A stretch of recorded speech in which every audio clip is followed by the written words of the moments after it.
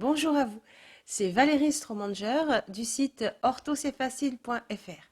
Comme je vous l'ai promis la semaine dernière, nous allons aujourd'hui faire la rencontre de la famille des déterminants.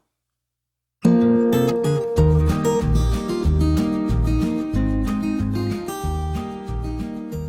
sont donc les types de déterminants?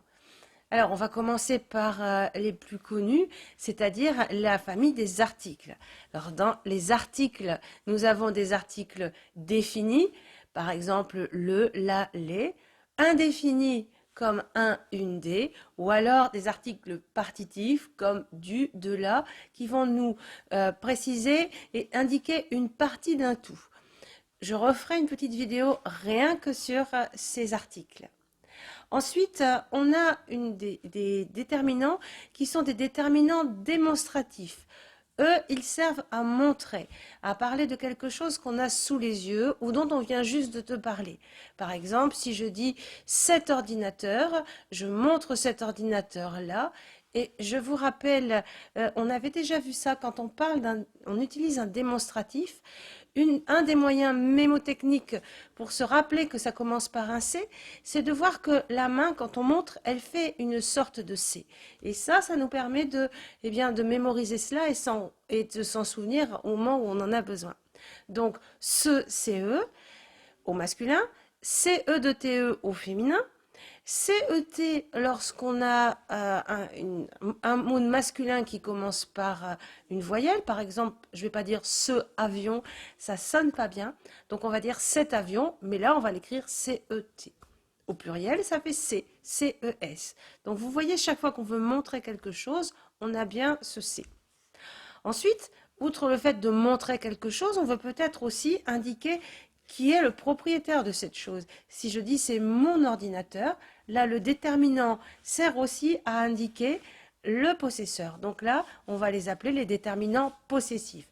Donc c'est mon, ma, mes, etc. Ton, ta, c'est ton, ton, ta, tes, etc. Ensuite, on a les déterminants numéraux parce qu'on peut aussi indiquer le nombre d'objets. Par exemple, je vais dire 2 ordinateurs, 3 ordinateurs, 4 ordinateurs. Attention, j'ai déjà fait une petite vidéo sur l'accord des déterminants numéraux parce que là, il y a une belle exception, c'est-à-dire que eux ne s'accordent pas. Donc, je vous renvoie à cette vidéo. Je ne vais pas en parler tout de suite. Il nous reste les déterminants indéfinis, par exemple chaque, tout, plusieurs, etc. Là, il y en a de plusieurs sortes. Et enfin, il nous reste les déterminants exclamatifs et interrogatifs. Si je pose une question, je vais dire « quelle heure est-il » Eh bien, « quelle », ça se met devant « heure » comme un déterminant et c'est un déterminant. Mais là, ça m'indique qu'il va y avoir une question. « Quelle heure est-il » Je peux aussi utiliser quelle pour une exclamation. Je veux dire quelle joie de te voir revenu parmi nous, par exemple. Quel QE2LE. Dans ce cas-là, on a bien un déterminant, mais là, il n'est plus interrogatif, il est exclamatif. Voilà. Donc, je vous laisse revoir toutes ces sortes de déterminants. Je vous fais un petit tableau. Vous avez un petit tableau à côté de moi pour le mémoriser.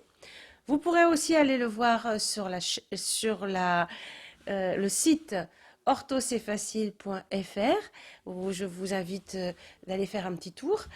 Et puis, j'espère que vous avez tout compris et que c'est beaucoup plus clair pour vous.